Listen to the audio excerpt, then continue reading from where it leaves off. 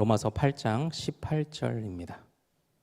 자, 같이 읽겠습니다. 시작. 생각하건대 현재의 고난은 장차 우리에게 나타날 영광과 비교할 수 없도다.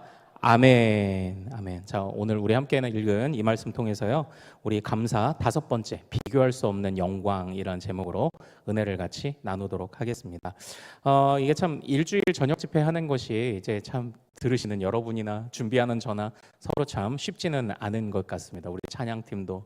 그러니까 사실 퇴근을 하고 이제 와서 쉬어야 되고 가족들하고 좀 서로 다독여야 되는 시간에 그래도 또 말씀을 사모하며 오신 모든 분들을 또 축복하고요. 우리 좌우에 계신 분들하고 이렇게 한번 인사를 해볼까요? 우리는 이미 승리했습니다. 네, 감사합니다. 우리가 하나님의 말씀을 그래도 힘을 내어 들을 수 있는 이 시간이 그래도 우리가 이미 승리한 것에 대한 확증을 받는 그런 또 시간인 줄로 믿습니다. 어제까지 3장 보다가 아니 목사님이 왜 갑자기 무슨 정신으로 8장으로 가셨나 하겠는데요. 3장 이후에 4장도 중요하고 하지만 5장하고 8장이 주제가 동일합니다. 그래서 제가 사실은 어제 못한 부분 조금 밀린 것도 좀 있어서 오늘 이제 3장부터 조금 훑어보고요. 훑다가 5장을 보고 마지막에 8장을 보고 마치는 게 이제 오늘 목표입니다. 사실은 이제 이 로마서를 계속 우리가 주일에도 좀 강해해서 살펴보고 하고자 하는 마음이 있는데 어쨌든 이 사경회에 그래도 어느 정도는 정리는 해서 마무리를 좀 져야 될 것 같아서 그래서 우리가 중간에 못 본 부분들은 또 다음 기회를 넘기되 어쨌든 오늘은 5장과 8장이 연결되어 있다. 그리고 5장과 8장을 이해하기 위해서 우리가 3장부터 4장을 좀 살펴볼 필요가 있다. 우리가 이런 흐름을 가지고 오늘 좀 말씀을 또 시간이 허락하는 데까지 한번 보도록 하겠습니다. 사랑하는 여러분, 여러분들 이제 자녀들 또 남편들 아니면 남편이 이제 그 남자친구였던 시절들, 이제 남자들은 이제 군대를 가잖아요. 근데 군대를 가면은 2주 동안 무엇을 하냐면 2주 동안 기본 제식 훈련이라는 걸 합니다. 기본 제식 훈련이 뭐냐? 걷는 거, 방향 전환하는 법, 뒤 도는 법, 우양우 좌양자 이런 것만 해요. 양팔 간격 좌우로 나란히 이런 것만 합니다. 그런데 이게 참 그걸 2주나 하나 이제 싶지만요. 생각보다 이 오하열을 맞춰서 질서 잡기 위해서 이 군인들의 통일성을 갖기 위해 이 작업이 생각보다 쉽지 않아요. 그 제식 훈련을 받을 때 얼마나 참 우리가 걷는 것이 여태까지 우리가 생각 없이 걸었냐라고 느끼냐면 그 걸으라고 하면은 보통 이렇게 걷잖아요. 의외로 이렇게 걷는 사람들이 많아요. 그러니까 야, 우리가 얼마나 생각 없이 살았느냐를 거기서부터 막 이제 깨닫기 시작을 하는 거예요. 자, 그런데 그때 우리가 좌우로 나란히 양팔 간격 좌우로 나란히 이런 것들을 배울 때 제일 중요한 게 뭘까요? 기준을 잡는 겁니다. 기준. 그러니까 운동장에 이렇게 병사들이 서 있으면 기준을 정해주지 않으면 양팔 간격으로 이렇게 벌려서 쓰기는 해도 어떤 놈은 운동장 밖으로 나가고 어떤 놈은 운동장 중앙에 있고 어떤 애는 또 운동장 뒤쪽에 나무 뒤에 가 있고 이러니까 기준을 잘 세워주는 게 중요하더라고요. 그래서 보통 교관이 그러죠. 야, 너 기준. 그러면 기준 하면은 이 기준은 움직이면 되나요? 안 되나요? 안 됩니다. 이 기준은 흔들리지 않아야 돼요. 이 사람을 기준으로 그때부터 양팔 간격을 재어 나가기 시작을 합니다. 그렇지 않으면 질서가 안 잡히더라는 거죠. 기준이 중요하다. 이 세상도 마찬가지입니다. 기준이 없다면 어떻게 될까요? 이 세상은 수많은 혼란이 생길 겁니다. 사랑하는 여러분, 이것이 하나님께서 우리에게 율법이라고 대표되는 이 구약의 법을 주신 이유입니다. 이 기준이 없다면 혼란이 오잖아요. 혼란이 온다는 건 곧 무엇을 의미하는 걸까요? 우리 3장으로 가서 3장으로 한번 넘어가서 3장 20절을 한번 같이 읽어볼게요.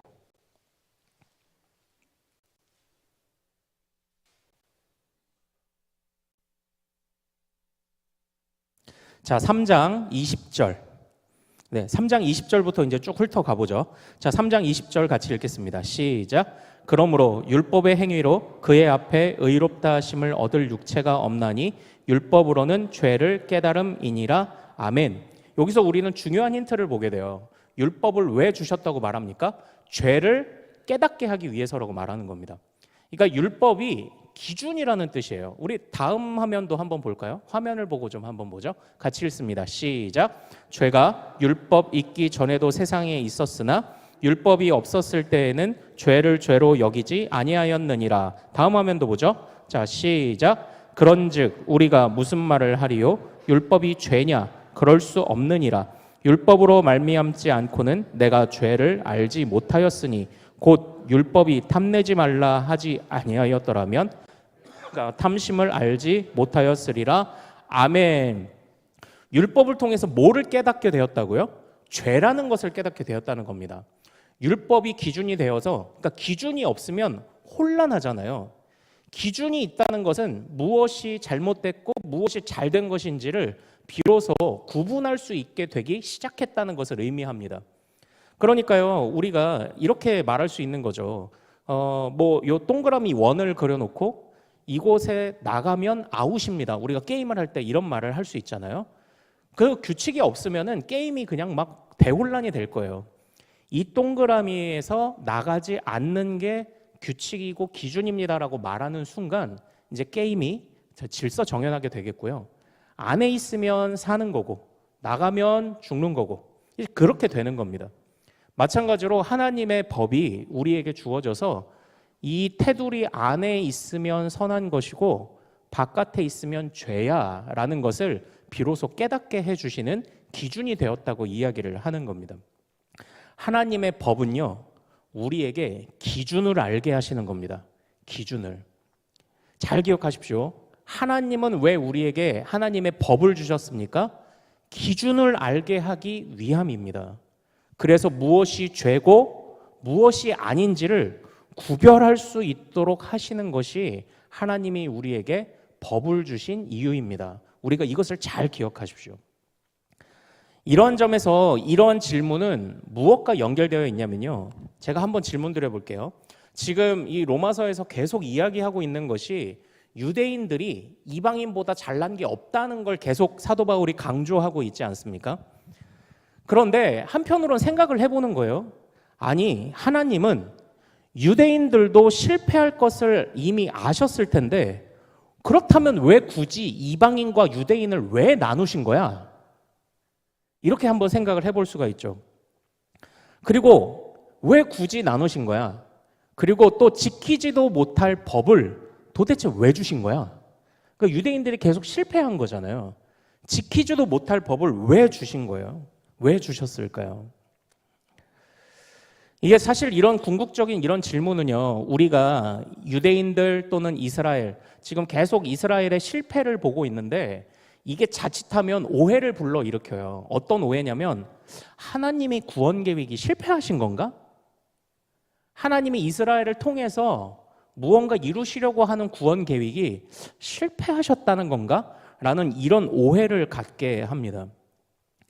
그러나 사도 바울은요, 그것이 실패가 아니라고 말합니다.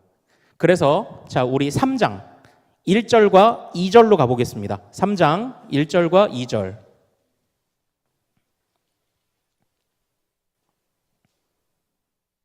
자, 3장 1절과 2절을 같이 읽겠습니다. 자, 시작. 그런즉 유대인의 나음이 무엇이며 할례의 유익이 무엇이냐? 범사에 많으니 우선은 그들이 하나님의 말씀을 맡았음이니라. 그러니까 이 유대인들이 계속 실패했으니까 유대인을 왜 택하신 거예요? 왜 할례를 주신 거예요? 아니 왜 말씀을 주신 거예요라고 할 수 있지만 여기서 사도 바울이 참 의미 있고 참 의외의 표현을 씁니다. 쓸데없지 않아. 그게 유익이 있어. 아니 하나님 뭐라고요? 유대인이 실패했다면서요. 할례를 괜히 줬다면서요. 마음의 할례가 진짜인데. 아니 그리고 말씀을 유대인도 제대로 지키지 않았다면서요. 근데 그게 유익이 있다고요? 왜요? 라고 지금 사람들이 물을 때 사도 바울은 분명히 그것은 유익이 있다고 말해요. 자, 우선은 첫 번째로 3장 3절 같이 한번 다시 읽어보죠. 3장 3절. 자, 읽습니다. 시작. 어떤 자들이 믿지 아니하였으면 어찌하리요? 그 믿지 아니함이 하나님의 미쁘심을 패하겠느냐? 아멘. 그러니까 사실 우리가 지난주 두 번째 설교 때 살펴봤던 말씀인데 여기서 핵심은 이것만 보시면 됩니다. 하나님은 실패하신 게 아니야. 미쁘시다. 이제 신실하시다. 하나님은 한결같으시다는 뜻인데 하나님은 실패하신 게 아니라 한결같이 그의 구원의 계획을 이루고 계신 거야. 유대인들이 실패했고 할례를 우습게 여겼고 하나님의 법을 따르지 않았지만 그렇다고 하나님은 훼손되지 않으셨어. 훼손되지 않으셨고 하나님은 한결같이 그 구원의 계획을 이루어 나가고 계시고 그들의 실패는 자 4절도 한번 같이 읽어보겠습니다. 4절 같이 읽습니다. 3장 4절 시작. 그럴 수 없느니라 사람은 다 거짓되되 오직 하나님은 참되시다 할지어다. 기록된 바 주께서 주의 말씀에 의롭다함을 얻으시고 판단받으실 때에 이기려 하심이라 함과 같으니라. 아멘. 이 말씀은 그 시편 51편에 다윗이 밧세바를 범했을 때 다윗이 내가 하나님 앞에 범죄하였다. 주님이 의로우심으로 나를 책망하시고 심판하셨다라는 말씀을 인용하고 있는 것인데요. 그러니까 여기에서 지금 나타나는 이 표현을 조금 이제 헷갈리게 되어 있는데 이걸 제가 다시 한번 이렇게 좀 설명을 드려볼게요. 하나님은 실패하지 않으셨어. 신실하게 한결같이 그의 뜻을 이루고 계셔. 하나님의 뜻은 하나님은 의로우셔서 순종하는 자는 확실히 건지시고 불순종하는 자는 확실히 벌하신다는 것을 보여주시기 위해서 이 유대인들의 실패를 하나님은 사용하신 거야. 지금 이 이야기를 하고 있는 겁니다. 그러니까 유대인들이 하나님의 혈통이에요. 할례도 받았어요. 그런데 그런 유대인도 하나님의 말씀에 불순종하면 하나님이 의로우시고 한결같으셔서 하나님은 함부로 팔이 안으로 굽는 분이 아니기 때문에 하나님의 마지막 심판의 때에 하나님이 정당하게 판단하신다는 것을 유대인들이 오히려 더 강조해 주는 역할을 했던 거야. 이렇게 표현하고 있는 겁니다. 유대인들을 통해서 하나님은 공정한 심판을 하신다는 것을 보여주시기 위해 유대인들의 실패를 하나님이 이용하셨다라는 것입니다. 그러니까요, 이런 겁니다. 유대인들은요, 분명히 특권이 있어요. 하나님의 말씀을 먼저 들었기 때문에 먼저 순종할 수 있는 특권이 있었습니다. 그러나 유대인들은요, 한편으로 그들이 가지고 있는 혈통을 자랑할 수 없어요. 그들도 불순종하면 하나님은 공평하시기 때문에 그들도 멸망할 수 있는 겁니다. 바로 그 예를 명확하게 보여주시기 위해 유대인을 주신 거예요. 순종하면 하나님의 법을 알고 순종하면 복이 임해요. 그러나 하나님의 법을 받았고 몸에 그 혈통을 가졌어도 하나님의 법을 어기면 심판받아요. 이걸 유대인들을 통해서 보여주셨다는 거예요. 그래서 이 유대인들의 모습을 보고 이방 사람들이 배워야 했던 거죠. 야, 하나님의 법에 순종하면 복을 받는구나. 아니면 하나님의 백성이라고 이름하고 자랑하던 자들도 다 그냥 안 되는구나. 이방인이 이걸 배워야 한다는 거죠. 그걸 위해서 유대인들을 하나님이 먼저 택하셨다라고 지금 이렇게 말씀을 하고 있는 것입니다. 그래서요, 우리 모세가 이스라엘 백성들을 가나안 땅으로 인도해 갈 때 모세가 가나안 백성에게 두 가지 산의 예를 들어준 것이 있었어요. 이 두 가지 산이 뭐였을까요? 자, 축복은 어느 산에서?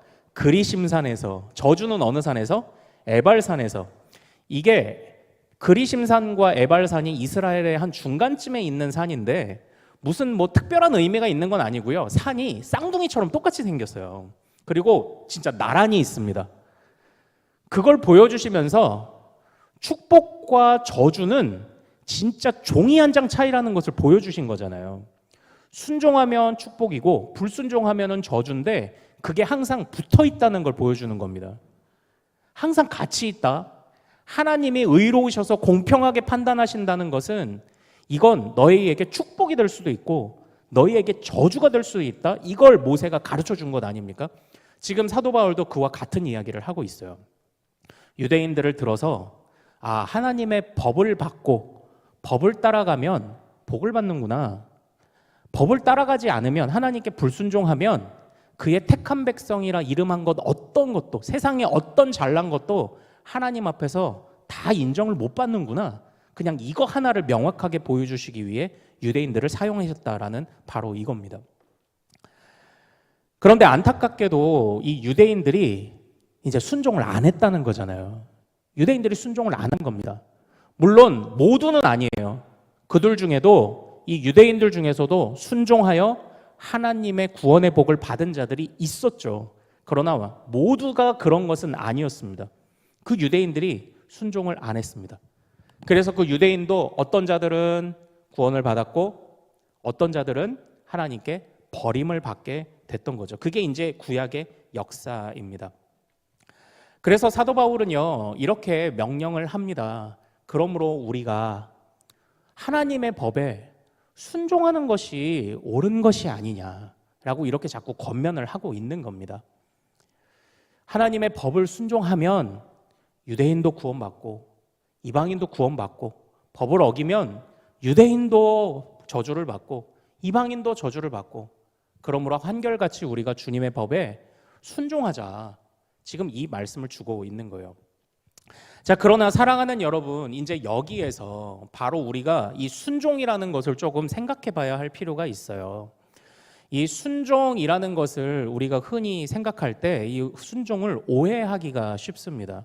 그래서 제가 여러분이 잘 아는 이 이야기를 다시 한번 들려드려 볼게요. 자, 우리 다음 화면 한번 좀 볼까요?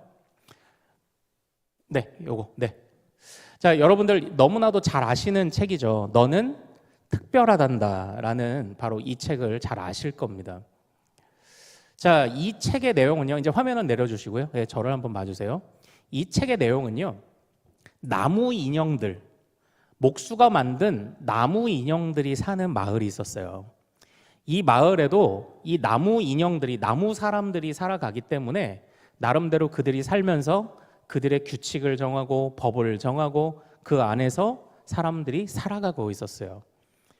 그래서 어느 나라나 마찬가지인 것처럼 잘하는, 좀 착한 일 또는 칭찬을 들을 만한 일을 한 나무 인형에게는 별을 붙여줘요. 별점을 붙여줘요. 이제 상점인 거죠. 그리고 잘못한 나무 인형에게는, 나무 사람에게는 벌점을 붙여줍니다. 그래서 벌점 스티커를 이렇게 붙여줘요. 그런데 이 이야기의 주인공인 펀치넬로라는 이 아이는요, 생긴 것도 볼품없이 생겼고, 그리고 하는 짓마다 어리숙하고, 친구들은 놀려대고, 어른들은 항상 꾸중하기 바빠요. 그러다 보니까 이 펀치넬로라는 이 아이의 몸에는 항상 상점이 붙어 있을까요? 벌점이 붙어 있을까요? 벌점만 붙어 있는 거예요. 그래서 이 펀치넬로가 고민을 합니다. 나는 아무런 쓸모도 없는 사람인가 봐, 이렇게 고민을 해요. 그런데 어느 날 이 펀치넬로가 루시아라는 한 여자아이를 만나요. 그런데 이 루시아라는 여자아이는 특별했습니다. 어떤 상점도 어떤 별점도 붙어 있지 않았어요. 상점을 주려고 상점 스티커, 별표 스티커를 붙여도 그게 그냥 떨어져 버려요. 벌점 스티커를 주려고 붙여도 그게 그냥 떨어져 버려요. 아무런 상점도 벌점도 애초부터 그 스티커가 붙지 않는 루시아라는 아이를 만나게 돼요. 그래서 이 펀치넬로가 가서 물어봅니다.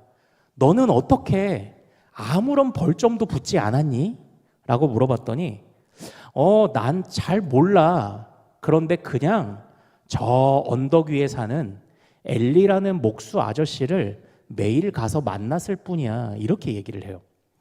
이때 이 엘리라는 목수 아저씨가 누굴까요? 이 나무 인형의 세상을 만든 목수 아저씨입니다. 예, 이 엘리라는 목수 아저씨를. 그래서 이 펀치넬로가 그 목수 아저씨를 찾아갑니다. 그리고 이 아저씨에게 말을 하죠. 처음에 딱 갔을 때 두려운 마음으로 엘리 아저씨를 찾아가는데 엘리 아저씨가 아주 이렇게 거인이에요. 이 엘리가 이 펀치넬로를 발견하자마자 그 벌점 많고 볼품없이 생긴 펀치넬로를 번쩍 들어서 자신의 책상에 앉혀요. 그리고 쓰다듬어 줍니다. 이 펀치넬로가 말해요. 혹시 저를 아세요? 그랬더니 이 엘리 아저씨가 말합니다. 그럼 내가 널 만들었는걸? 이렇게 얘기를 해요. 그때부터 이 펀치넬로가 엘리 아저씨에게 고민을 상담하기 시작합니다. 저는요, 아무것도 잘하는 게 없어요. 저는요, 이거 보세요. 몸에 수많은 벌점만 붙어 있어요. 저는 아무런 쓸모도 없고 칭찬도 듣지 못하고 사람들이 다 저를 무시해요. 그때 이 엘리 아저씨가 이 펀치넬로에게 이렇게 말을 합니다. 얘야, 그런데 그 표는 네가 그것을 중요하게 여길 때만 너에게 붙는단다. 하지만 네가 나에게 얼마나 소중한지 알게 될 때 그 표는 더 이상 붙지 않게 될 거야. 그때 이 펀치넬로가 이렇게 말해요. 잘 모르겠어요. 그랬더니 엘리 아저씨가 이렇게 말합니다. 쉽지 않겠지. 앞으로 매일매일 나를 찾아오거라. 이렇게 얘기를 하세요. 그 엘리 아저씨의 집의 문을 나서면서 이 펀치넬로가 말합니다. 내가 이것을 중요하게 여기지 않으면 이것이 나에게 붙지 않는다고? 잘은 모르겠지만 엘리 아저씨의 말이 맞을지도 몰라. 그때 몸에 붙어 있는 벌점 스티커 하나가 떨어지며 이야기가 끝나요. 사랑하는 여러분, 이 이야기 잘 아시죠? 이제 특별히 우리 어린 자녀들을 둔 가정들은 또 이 이야기를 잘 아실 텐데요. 우리는 흔히 우리가 이 세상에서 무언가 사람들에게 인정받고 잘하고 다 잘못됐다는 건 아닙니다. 사람들에게 인정받거나 아니면은 또 무슨 벌을 받거나 벌점을 받거나 그런데 그 모든 것이 사실은 사람의 기준이라는 거예요. 근데 사람의 기준은 어떤가요? 사도 바울의 눈으로 봤을 때 모두가 다 양심이 바르게 된 사람이 없어요. 양심이 바르게 된 사람이 없기 때문에 사람이 만든 기준에 흔들리는 것은요, 사실은 진짜 선한 것과 악한 것이라고 말할 수가 없다는 겁니다. 진짜 선하고 악한 것의 기준은 누가 가지고 있다고 말씀하는 겁니까? 이 아이들을 만든 목수 아저씨 엘리가 가지고 있다는 거예요. 사람들은 딱 나무 인간의 생각과 지혜 정도로만 서로를 판단하지만 높은 곳에 사는 거인이며 모든 것을 만드신 엘리 아저씨의 눈에 볼 때는 그냥 다 부족해 보이고 그냥 다 소중한 것들이 지들끼리 아웅다웅하고 사는 것처럼 보이는 거예요. 그러므로 사람들에게 별점을 받고 나 사람들에게 인정받고 싶어. 난 사람들에게 왜 이러지? 전혀 신경 쓰지 말라는 건 아닙니다. 우리 안에 성숙함이 있으면 인정도 받고 되게 하겠죠. 그러나 사람들의 평가가 항상 옳지 않아요. 이 세상에서 법을 잘 지키고 살면은 구원받을까요? 아니요. 법에는 허점이 있다고 말씀을 드렸잖아요. 법의 허점이 뭐죠? 법의 허점이? 제가 예전에 이제 이런 말씀을 드렸습니다. 제가 아는 분이 횡단보도를 건너야 되는데 횡단보도가 저기 멀리 있는 거예요. 그래서 어떻게 해요? 누구나 한 번쯤은 무단횡단을 생각을 하잖아요. 무단횡단을 이렇게 하는데 무단횡단을 하고 가다가 골목길에 숨어있던 경찰 아저씨하고 눈이 마주친 거예요. 그래서 어떻게 했을까요? 이분이 그때부터 다리를 절기 시작했습니다. 그러니까 이제 건너가다가 내가 다리가 아파서 어쩔 수 없었다라는 것을 일부러 이렇게 한 거죠. 그래서 경찰이 아무 말 안 하더래요. 생각해 보세요. 이분은 법을 어겼나요? 안 어겼나요? 어겼어요. 그런데 잘못이라고 말하지 않았어요, 경찰이. 이게 법의 허점이에요. 법이라는 건 어기면 잘못이지만 안 걸리면 잘못이 아니에요. 이게 법의 허점입니다. 근데 이 세상에 사람들이 만든 기준이 다 그래요. 우리가 잘하는데 사람들이 우리 다 알아보나요? 아니요, 못 알아보죠. 네. 또 우리가 인정했던 사람한테 뒤통수 맞는 일들이 왜 없어요? 이게 사람이 만든 기준이 가진 한계입니다. 그러므로 이 이야기의 핵심은 뭘까요? 이 이야기의 핵심은 사람들이 별점 주는 거, 벌점 주는, 상점 주는 거, 벌점 주는 거 그게 중요한 게 아니라 매일매일 엘리 아저씨를 찾아와서 엘리 아저씨가 나를 왜 만들었고 나에게 무엇을 바라는지를 만드신 분에게 들으라는 게 이 이야기의 핵심 아니에요? 그래서 이 세상 사람들이 판단하는 그런 시각 말고 궁극적으로 우리를 귀하다고 특별하다고 여기시는 주님 앞으로 나아오라. 어떻게? 매일매일 지금 그 이야기를 하고 있는 거잖아요. 이 이야기가 이 맥스 루케이도라는 이 선생님이 이제 그 이야기를 하고 있는 것 아닙니까? 여기에서 우리가요, 주님이 원하시는 순종이라는 것을 보게 돼요. 주님이 원하시는 순종은요, 주님의 법도 따라가고 친절하고 양심도, 물론 그런 요소가 없진 않겠죠. 근데 주님이 우리에게 요구하시는 순종은 단순하게 너 상점 많이 받아야 돼, 너 세상 살면서 상점 많이 받아야 된다, 이런 순종을 지금 우리에게 요구하는 게 아닙니다. 마치 상점을 많이 받고 별점을 많이 받아서 구원을 사라고 말씀하시는 그런 순종이 아니에요.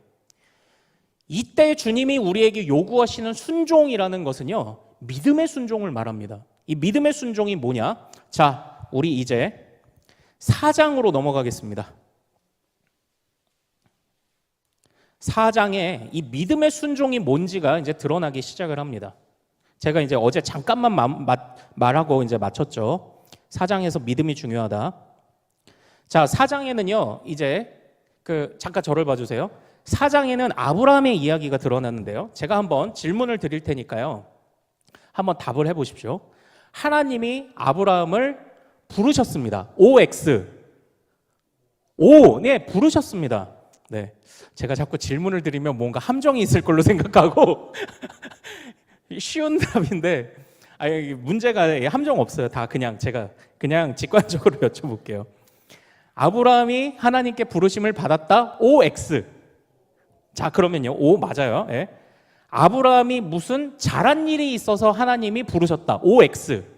X예요. 네, X예요. 이제 자신감이 좀 붙으시죠? 자, 그래서 4장 4절과 5절을 읽어보겠습니다. 4장 4절과 5절이요. 4장 4절과 5절을 읽어보겠습니다. 자, 시작. 일하는 자에게는 그 삭시 은혜로 여겨지지 아니하고 보수로 여겨지거니와 이를 아니할지라도 경건하지 아니한 자를 의롭다 하시는 이를 믿는 자에게는 그의 믿음을 의로 여기시나니 아멘. 여기서 지금 하는 말씀이 뭐냐면, 아브라함을 부르신 것은 아브라함이 일을 해서 보수를 받은 게 아니라는 걸 말하는 겁니다.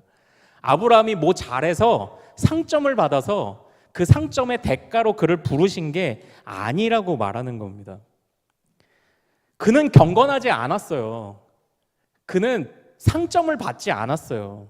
그런데 하나님이 그냥 그를 찾아오셨다라는 겁니다. 그러면 아브라함은 잘한 일도 없는데, 자, 아브라함은 잘한 일이 없어요. 그런데 아브라함이 복을 받았나요? 못 받았나요? 받았어요. 아니, 이 세상의 논리로 따지면 잘해야 상을 주죠. 근데 잘한 일이 없는데 아브라함이 왜 복을 받았습니까? 자, 우리 3절 말씀 같이 읽어보죠. 3절. 4장 3절 말씀 같이 읽습니다. 자, 시작. 성경이 무엇을 말하느냐? 아브라함이 하나님을 믿음에 그것이 그에게 의로 여겨진 바 되었느니라. 아멘. 여기서 아브라함이 상점을 못 받았는데 보수가 아니라 왜 그 부르심을 받고 복을 받았냐라고 말하냐면, 그냥 이 아브라함이 그냥 믿음을 보였다라는 겁니다. 자, 아브라함이 보인 믿음은 뭔가요? 그냥 하나님이 가라 할 때 그냥 따라 나선 것밖에 없어요. 아브라함이 보인 믿음이라는 것은요, 하나님이 가자 할 때 따라 나선 것밖에 없다고요. 하나님을 따라 나선 이유, 그럼 또 질문 드려볼게요. 하나님을 어쨌든 따라 나섰어요. 그때 이후에 아브라함이 하나님을 잘 따라갔나요? OX. 하나님을 잘 따라갔다. OX. X예요. 왜 잘 안 따라갔죠? 따라가는 건 좋았는데 중간에 자기 목숨을 부지하고, 하나님이 지켜주신다고 했는데 목숨을 부지하려고 누구를 바로에게 넘기려고 했죠? 아내를 넘기려고 했죠. 그것도 2번씩이나 아내를 넘기려고 했습니다.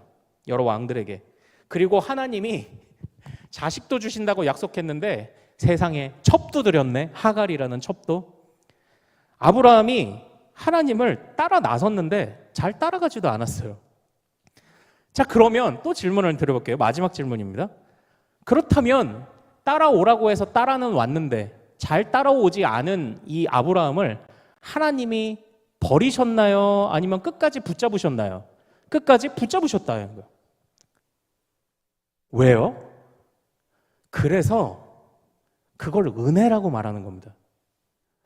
이 못난 아브라함을 끝까지 하나님이 잘한 것 없는데 부르셨고, 따라오라 해서 따라오는 건 좋았는데 제대로 따라오지도 못하는데도 끝까지 찾아가셔서 또 데려오시고 세상에 복까지 주시니, 이게 은혜라는 거예요. 하나님의 은혜. 여기에서 우리가요, 순종이라는 것이 무엇인지를 보게 됩니다. 순종은 이 세상에 있는 어떤 법의 목록이나 사람들에게 인정받음을 넘어서 근본적으로 하나님을 따라가겠다는 고백이에요. 비록 실패가 있을지라도 하나님이 다시 오셔서 부르시면 그 하나님을 따라가겠다는 고백이, 그게 순종이에요. 일평생 주님을 따라가겠다는 그 고백이 순종이라고요. 주님을 따라가는 겁니다. 실패해도 또 따라가고, 실패해도 또 따라가고, 이게 순종이라고 보는 겁니다, 지금. 그러니까 우리는 이 세상이 어떤 세상이에요? 왕자님에게 눈에 잘 띄어서 어떻게 하면 간택받을 수 있을까 하는 그런 신부가 아니에요, 우리는. 이미 나를 거룩한 신부로 부르신 주님이 어디를 가시든지 내가 주님의 거룩한 신부가 되어 따라가겠다는 그 순종을 지금 우리에게 요구하시는 겁니다. 이미 여러분들이 아마 이러한 것과 비슷한 순종을 하셨을 거예요. 왜냐? 자, 이 중에서 제가 이제 말씀을 나누고 하다 보면요, 꼭 고향을 한 번씩 여쭤보거든요. 근데 포항이 고향이 아니신 분들이 많더라고요. 그럼 왜 포항에 오셨어요? 하면은 이제 남편 따라왔어요, 이렇게 하는 거잖아요. 그때에 그 남편 따라 온 것, 바로 그 순종. 남편이 가면 내가 어디든지 가겠다고 했던 그 순종, 주님이 원하시는 순종이 바로 그거예요. 아니, 제 아내가, 제가 대전 가자고 할 때 대전에 이제 가야 됐던 상황이 있잖아요. 뭐 어떻게 보면 대전에서 불러주셨지만 서울 쪽에서 안 불러주셨으니까 대전에 가는 겁니다. 그런데 이제 아내가 이렇게 말했습니다. 그래, 가자. 포항에 내려올 때 그래, 가자. 예, 뭐 대전을 잘 알아서 그걸까요? 포항을 잘 알아서였을까요? 그냥 저를 믿어준 거죠. 그 순종을 지금 주님이 우리에게 요구하시는 거예요. 그래서 이 펀치넬로에게 주님이 이 엘리 목수가 말씀했던 이유를 이제 좀 매칭이 되십니까? 사람들이 말하는 상점, 벌점, 그걸로 평가받는 세상 속에, 그러나 네가 매일 나를 찾아온다면 나는 그걸로 너를 인정할 거야. 왜냐하면 애초부터 그렇게 지었기 때문이지. 네가 나를 찾아오지 않았기 때문에 네가 자꾸 세상에서 상점, 벌점 하면서 그거 가지고 좌우되면서 살아가고 있었던 거야. 그러나 너를 본래 지은 나에게 매일 찾아와서 내가 너를 왜 지었고 너를 어떻게 생각하는지를 나한테 들어, 나한테.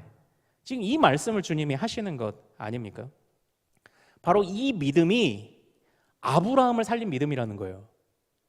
그래서 여기서 말하고 있는 게 뭐냐면요, 여기서 말하고 중요한 게, 그러니까 이 유대인들이 아브라함이 하나님께 막 순종하고 막 아브라함의 자신이 후손이어서 막 자기가 구원받고, 아니, 너희 조상인 아브라함도 그냥 내가 은혜로 구원한 거야. 그냥 나를 따라온 것 뿐이야 라고 말하는 겁니다. 그러므로 유대인들아, 구원이 너희들한테만 있다고 하지 마. 하나님은 공평하게 심판하실 거야. 이방인들아, 유대인들 부러워만 하지 마. 누구든지 나를 따라오면. 자, 그리고 여기서 아브라함의 중요한 출생의 비밀이 나와요. 아브라함의 출생의 비밀 뭐죠? 그도 처음에 이방 사람이었다는 거예요. 그도 처음에 우상 숭배하던 딴 나라 사람이었다는 겁니다. 하나님이 그의 자손을 이스라엘이라고 인정하신 순간부터 이스라엘이지, 그도 출신 성분이 뭐예요? 이방인이에요. 어차피 핵심은 이방인이나 유대인이나 주님을 따라가려는 고백이 있다면, 따라가는 순종이 있다면 누구나 하나님의 은혜를 받을 수 있다라고 그렇게 이야기를 합니다. 그래서 자, 우리 4장입니다. 4장 10절과 11절을 같이 한번 읽어보죠.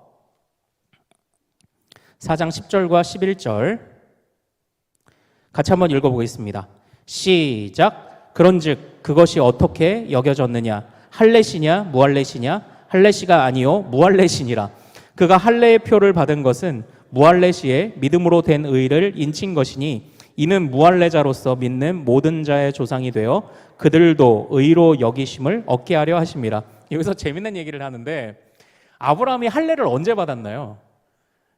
창세기 12장에서 받았나요? 주님을 따라 나서는 그때요? 아니요, 그때는 아브라함 할례 안 받았어요. 아브라함이 할례를 그 이후에 받았어요. 따라 나선 이후에.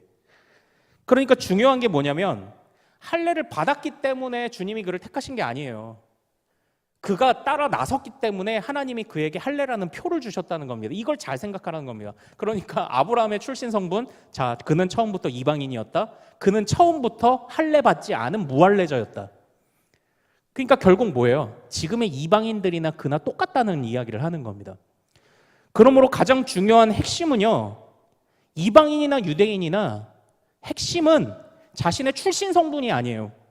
하나님을 누가 따라 나설 수 있고 하나님께 누가 순종하느냐, 믿음의 순종을 하느냐. 오, 하나님, 나를 어디로 인도해 가실지, 나는 대전도 모르고 포항도 안 살아봤고 했는데, 그런데 그냥 신랑 되신 주님이 가자 하시면 내가 갈게요. 왜냐? 당신, 신랑이신 당신은 가장 좋으신 신랑이시니까요. 이게 우리의 믿음이에요. 이게 우리의 믿음입니다. 그런데 그것을 이미 구약에서부터 우리에게 보여주신 하나님이 이제는 그 길을 활짝 열어주셨다는 거예요. 누구를 통해서 시온의 대로가 열렸죠? 그래서 그리스도가 차별 없는 의로 우리에게 오셨다고 말하고 있는 겁니다. 사람들은 수군거릴 거예요. 예수님에게 수군거릴 수 있을 겁니다. 실제 예수님께 그랬습니다. 아니, 왜 저렇게 예수님이 죄인들하고만 어울려? 그런데 예수님의 생각은 달랐죠. 창조주가 만든 자녀들을 어떻게 창조주가 포기해요? 그러니까 주님이 죄인들을 찾아가셨죠. 사람들이 수군거립니다. 아니, 왜 저렇게들 죄인들한테 가? 아니, 왜 저렇게 흠이 많은 신부를 굳이 데려가려고 그래? 그런데 신랑 대신 예수님께서 말씀하시는 겁니다. 내가 그 값을 이미 다 치렀어. 내가 그 값을 이미 차별 없이 다 치렀어. 지금 이 말씀을 하시는 겁니다. 그러므로 우리가 하나님 앞에서 어떤 사람인지를 사도 바울이 계속 이야기하고 있습니다. 우리는 은혜를 입은 자다. 우리는 이미 그 값을 다 치rum을 받은 자들이다. 사람들이 우리를 평가할 수 있겠지만, 그러나 우리가 정작 신경 쓰며 살아야 하는 중요한 평가가 뭐냐? 바로 하나님의 평가예요. 이걸 로마서에서 또는 다른 성경에서 뭐라고 말합니까? 하나님의 심판대라고 말하는 겁니다. 정작 우리가 이 세상에서 사람의 심판대 위에 서서 잘했냐 못했냐 보다도 궁극적으로 우리가 신경 쓰며 우리가 바라보며 살아가야 되는 심판대가 어디냐? 하나님의 심판대라는 겁니다. 하나님의 심판대. 그런데 그 하나님의 심판대를 그러면 우리는 두려워해야 할까요? 아니면은 우리가 그 심판대가 있어도 기뻐해야 될까요? 기뻐해야 됩니다. 왜냐? 주님이 기준도 다 알려주셨죠. 기준도 다 알려주셔서 무엇이 죄지 아닌지를 다 알려주셨죠. 그런데 우리는 그걸 못 따라가지만, 그걸 다 못 지키지만 또 우리는 무엇을 또 맛봤습니까? 기준을 알려주시는 주님이 우리를 끝까지 데리고 가시겠다는, 신부인 우리를 끝까지 데리고 가시겠다는 약속까지 우리가 받았잖아요. 그러므로 저 심판대를 우리가 두려워하나요? 두려워하지 않나요? 아니요. 주님이 나를 은혜로 이끄실 거니까 우리는 저 심판대를 두려워하지 않는 겁니다. 그래서 사도 바울은요, 5장에서 이제 비로소 5장으로 이제 넘어갈게요. 이제 5장 보고 그리고 이제 18장으로 이제 넘어가서 잠깐 보고 이제 마무리를 지을 텐데 조금 길어집니다. 조금 양해해 주십시오. 그래서 5장에서 우리에게 묻습니다. 믿음이 정말 승리합니까? 믿음이 정말 승리합니까? 사도 바울은 그렇다고 대답합니다. 왜 우리의 믿음이 정말 승리합니까? 왜 우리가 심판대를 두려워하지 않습니까? 자, 5장 1절을 같이 한번 읽어보겠습니다. 5장 1절 같이 읽겠습니다. 시작. 그러므로 우리가 믿음으로 의롭다 하심을 받았으니 우리 주 예수 그리스도로 말미암아 하나님과 화평을 누리자. 아멘. 그러니까 우리가 상점을 받아서 얻은 것도 아니고 뭐 잘난 게 있어서가 아니라 그냥 신랑이 저 구렁텅이에 빠져있는 나에게 신랑이 손을 내밀어서 가자고 해서 이것 아니면 살 길이 없어서 신랑을 따라갔을 뿐인데, 그 믿음을 보였을 뿐인데, 그 순종을 보였을 뿐인데, 그 신랑이 우리를, 아브라함이 첩도들이고 아브라함이 아내를 팔아먹어도 끝까지 주님이 찾아오셨던 것처럼, 아브라함이 이 사도 바울을 다시 찾아와서 고치셨던 것처럼, 하나님이 찾아오셔서 고치신 것처럼, 우리가 상점으로 얻은 것이 아니라 우리가 그냥 신랑 대신 주님을 따라 나선 것으로 그 신랑이 우리에게 약속하신 바로 그 구원의 은혜를 주신다는 바로 그 사실에서 이 주도권, 구원이라는 것의 주도권이 우리에게 없다는 것이 은혜라는 것을 지금 발견하고 있는 겁니다. 주도권이 우리에게 없는 것이 다행이라고 지금 말을 하고 있는 겁니다. 이 세상은요, 모두가 저마다 자기가 주인이 되고 자기가 주도권을 가지려고 하니까 문제인 거예요. 제가 이 세 번째 시간이었나요? 우리가 죄에 관해서 말할 때 이런 말씀을 드렸죠. 죄는 뭐다? 불법이다. 주일에도 말씀을 드렸죠. 죄는 불법인데 사실은 무법천지다. 왜 무법천지냐? 내가 법이니까 무법천지인 거예요. 내가 법이니까 다른 법을 무시하는 겁니다. 그래서 죄는 불법이다. 죄는 무법천지다. 죄는 아노미하다. 아노미다. 제가 이 말씀을 드렸죠. 이 세상은요, 모두가 자기가 주도권을 쥐려고 하니까 문제인 겁니다. 그러나 사도 바울은 말합니다. 그럼 네가 주도권을 가질 거면 끝까지 져라. 언제까지? 하나님의 심판대 앞에서까지도 네가 끝까지 져라. 지금 이 이야기를 하고 있는 거예요. 그러나 하나님의 심판대 앞에서 자기가 주인이고 자기가 자기 자신을 책임질 수 있는 사람이 있나요? 없나요? 없어요. 없어요. 여러분들, 우리가 우리의 인생을 책임진다는 것이 얼마나 무서운지 지나온 우리의 날들을 조금만 돌아보면 알 수 있습니다. 우리가 지금까지 해왔던 모든 삶을 하나하나 돌아보며 어떤 것은 상점을 주고 어떤 것은 벌점을 매기면 지금 우리는 몇 점이나 될까요? 뭐 그나마 한 0점이면 다행이겠죠. 잘한 것과 못한 것이 서로 상쇄돼서 0점 정도면 다행이겠죠. 그런데 그 0점이면은 우리가 하나님께 구원 받나요? 아니요. 하나님의 구원의 기준은 이만큼 높은데요. 그럼 한 100점이면 될까요? 아니요. 100만 점이면 될까요? 아니요. 안 됩니다. 왜죠? 하나님은 너무 높으신 거예요. 그 하나님의 구원의 높이를 채울 수 있는 사람이 없어요. 그러므로 이 인생의 주도권을 하나님을 그냥 신랑 삼아서, 어딘지 모르겠지만 그 신랑 삼아서 주님을 따라가겠다는 그 믿음, 그냥 따라가기만 하면, 나는 내 점수를 채울 수 없는데 신랑이 그냥 나 따라오면 돼. 그래서 그냥 그 신랑을 따라가는 그 믿음은 반드시 승리한다고 지금 5장에서 말하고 있는 겁니다. 믿음은 반드시 승리한다. 그러므로 사랑하는 자들아, 우리가 끝까지 주님을 따라가자. 끝까지 주님을 따라가자. 어떤 상황에서도. 자, 5장 3절과 4절을 읽겠습니다. 5장 3절과 4절을 읽겠습니다. 자, 시작. 다만 이뿐 아니라 우리가 환난 중에도 즐거워하나니 이는 환난은 인내를, 인내는 연단을, 연단은 소망을 이루는 줄 알미로다. 아멘. 어떤 상황에서도요, 환난 중에도 주님을 따라가는 것을 놓치지 말자. 지금 이렇게 이야기를 하고 있습니다. 오히려 이 환난을 어떻게 여기려고 합니까? 우리가 하나님의 법을 받는 순간 그때부터 우리가 하나님의 기준이 생기고 하나님의 법을 통해서 선한 것과 악한 것을 비로소 분별할 수 있게 되었던 것처럼, 지금 이 환난을 통해서 우리가 인내라는 것을 깨닫게 되고 연단이라는 것을 깨닫게 되고 더 나아가 소망이라는 것을 비로소 깨닫게 되었다는 거예요. 율법을 주시는 순간부터 무지하던 우리가 하나님의 법을 알고 기준을 알게 됐던 것처럼 이 환난도 그렇게 써먹으라는 겁니다.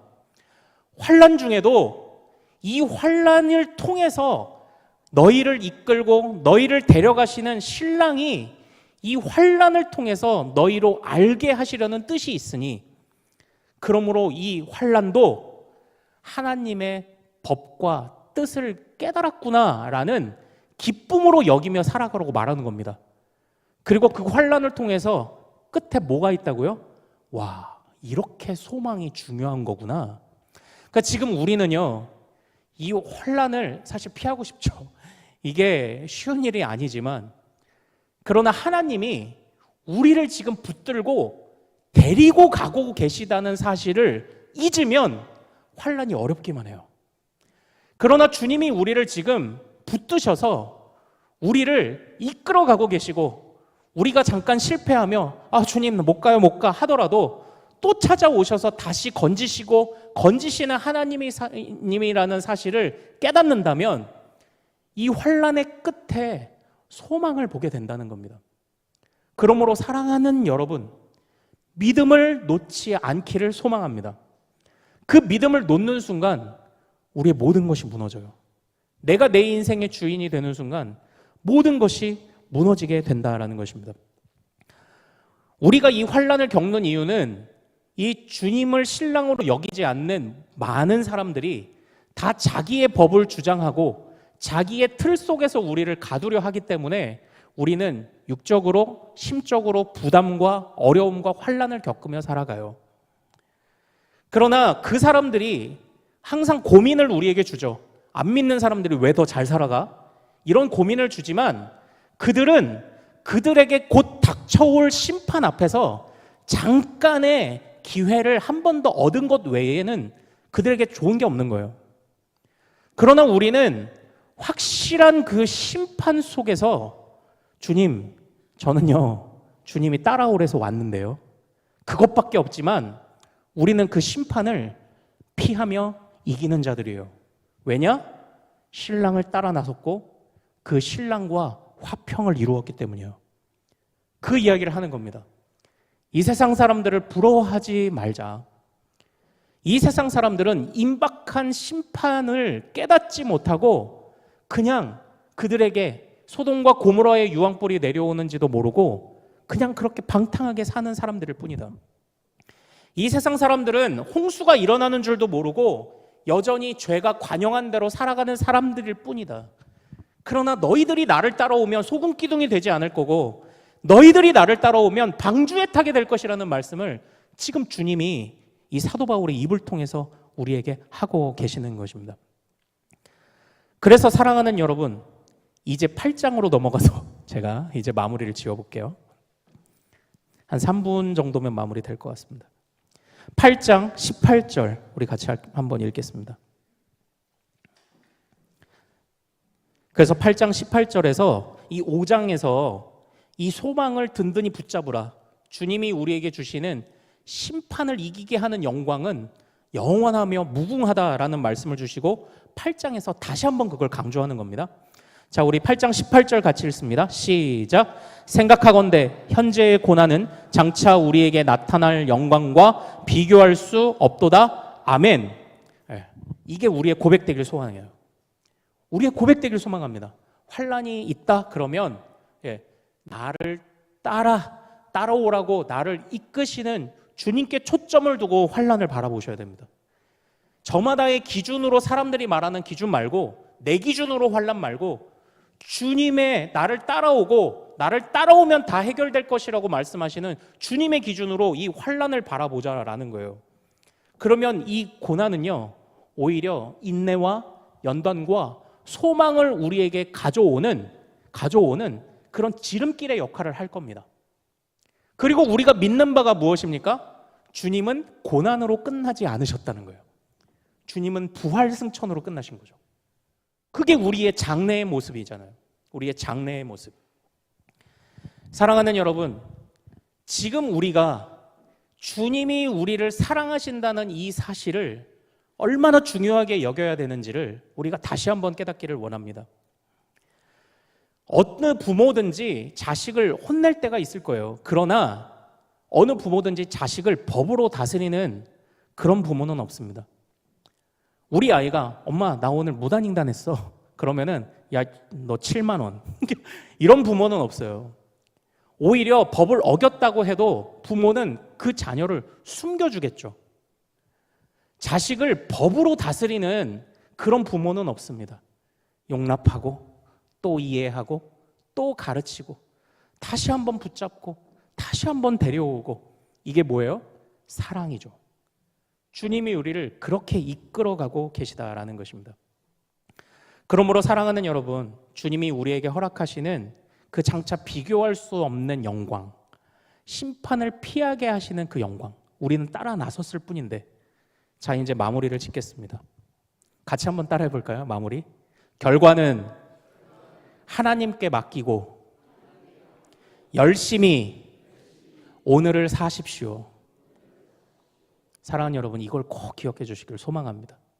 세상의 수많은 별점, 상점 그거 말고 결과는 하나님께 맡기고 끝까지 주님을 오늘 성실하게 따라가는, 오늘 놓쳤다면 내일 또 성실하게 따라가는 그 믿음으로 주님을 따라갈 때 주님이 우리에게 세상 어느 환난도 어느 고난도 빼앗을 수 없는, 비교할 수 없는 영광, 하나님의 사랑을 받는 자요, 심판을 피할 자요, 하나님께 부름받은 거룩한 신부로서 우리를 주님이 굳게 붙잡아 이끌어 가실 줄 믿습니다. 우리가 이 말씀을 꼭 기억하기를 소망합니다. 자, 우리 오늘 찬양하고 우리 바로 이게 그냥 합심 기도로 그냥 넘어가기를 원해요. 우리 찬양하고 그리고 또 우리 자유롭게 좀 기도하며 또 귀가하도록 하죠. 자, 우리의 시선을 항상 주님께 두게 하옵소서. 세상의 기준과 사람들의 법이 아니라 주님께 맞추게 하옵소서. 내게로부터 눈을 들어, 내게로부터 눈을 들어 주를 보기 시작할 때 주의 일을 보겠네. 내 작은 마음 돌이키사, 내 작은 마음 돌이키사 하늘에 꿈꾸게 하네. 주님을 볼 때 모든 시선을 주님께 드리고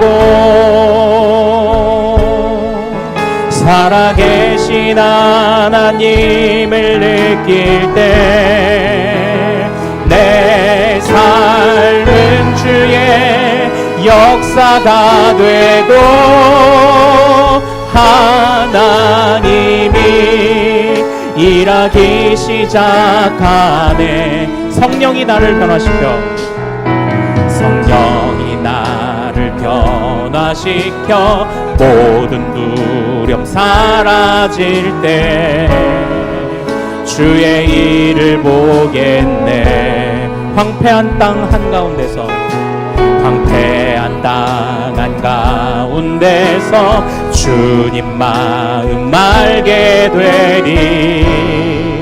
주님을 볼 때 모든 시선을 주님께 드리고 전능하신 하나님을, 전능하신 하나님을 느낄 때 세상은 주의 나라가 되고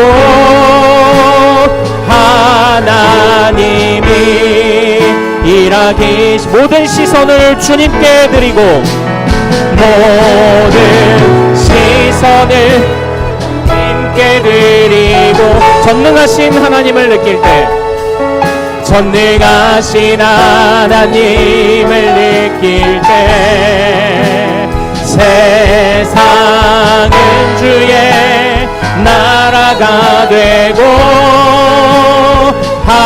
하나님이 일하기 시작하네. 이 세상을 살아가는 동안에, 이 세상을 살아가는 동안에 나의 힘을 의지할 수 없으니, 나의 힘을 의지할 수 없으니, 기도하고 낙심하지 말 것을, 주께서 참 소망이 되심이. 주의 길을 걸어가는 동안에, 주의 길을 걸어가는 동안에 세상의 것 의지할 수 없으니, 세상의 것 의지할 수 없으니, 감사하고 낙심하지 말 것, 감사하고 낙심하지 말 것을, 주께서 참 기쁨이 되심이라. 하나님의 꿈이 나의 비전이 되고, 예수님의 성품이 나의 인격이 되고, 성령님의 권능이 나의 능력이 되길 원하고 바라고 기도. 하나님의 꿈이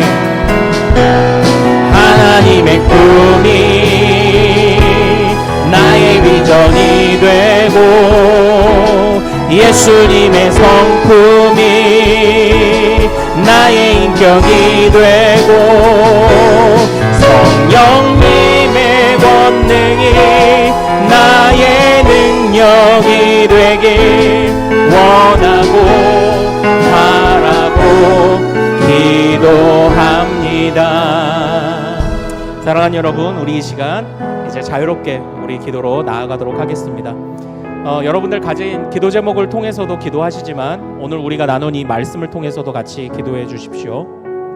참으로 우리는 주님을 따라갔을 뿐인데, 잘한 것이, 하나님의 기준에 합당한 것이 아무것도 없지만, 기준을 알았어도 지킬 수 있는 능력이 없지만, 주님이 그저 나를 믿고 그저 따라오라고 하신 그 말씀을 믿고 따라갔을 뿐인데, 그것이 우리에게 정말 하나님의 의를 이루는 믿음의 길이 되어서, 주님이 우리를 끝까지 붙잡으시고, 주님이 우리를 환난과 고난도 새로운 눈으로 보게 하시고, 끝까지 하나님의 심판대 앞에서 우리가 화평을 누릴 수 있게 하시는 바로 그 은혜를 우리가 이 시간 감사할 수 있기를 원합니다. 모든 것이 은혜입니다. 내가 많은 것을 하는 것 같지만 하나님의 기준을 생각해 보면 사실은 부족합니다. 그런데도 불구하고 오히려 실패하는 것들이 많고, 처불둔 아브라함처럼, 자기 아내를 팔아먹었던 아브라함처럼 자꾸 주님께서 도망만 치지만 그래도 또 찾아오셔서 너는 내 신부라고 말씀하시고, 또 찾아오셔서 우리를 법으로 다스리지 않고 사랑으로 우리를 품어주시는 그 주님, 그 은혜에 감사하는 기도를 또 아울러 같이 올려드릴 수 있기를 원합니다.